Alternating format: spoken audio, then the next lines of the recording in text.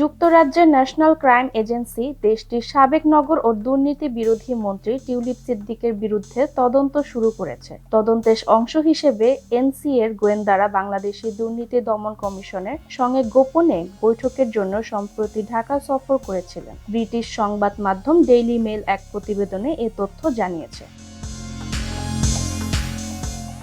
সাবেক ট্রেজারি মন্ত্রী টিউলিপ সিদ্দিক এবং তার মা শেখ রেহানা ও খালা শেখ হাসিনা সহ তার পরিবারের 4 সদস্যের বিরুদ্ধে রূপপুর পারমাণবিক বিদ্যুৎ কেন্দ্র প্রকল্প থেকে 3.9 বিলিয়ন পাউন্ড আত্মসাৎ করার অভিযোগ উঠেছে। বিদ্যুৎ কেন্দ্রটি রাশিয়ার রাষ্ট্রায়ত্ত প্রতিষ্ঠান রোসাটম নির্মাণ করেন। এর 90% অর্থায়ন করেছে রাশিয়া। 2013 সালে এই প্রকল্পের চুক্তি স্বাক্ষরের সময় টিউলিপ সিদ্দিককে ভ্লাদিমির পুতিনের পাশে দাঁড়িয়ে থাকতে দেখা যায়।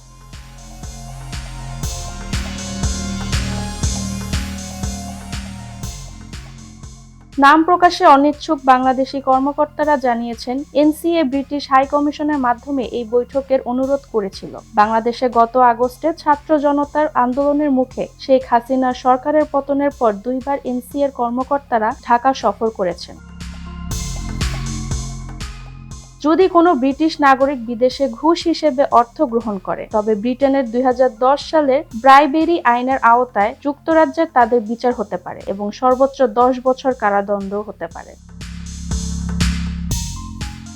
অভিযোগ ওঠার পর টিউলিপ সিদ্দিক গত মাসে লেবার পার্টির পদ থেকে পদত্যাগ করেন, তবে তিনি এসব অভিযোগ অস্বীকার করেছেন। তিনি দাবি করেন তার বিরুদ্ধে কোনো প্রমাণ নেই। লেবার পার্টি বলছে টিউলিপ সিদ্দিকের বিরুদ্ধে কোনো প্রমাণ উপস্থাপন করা হয়নি, তবে এই বিষয়ে এনসিএ ও ব্রিটিশ স্বরাষ্ট্র মন্ত্রণালয় মন্তব্য করতে রাজি হয়নি।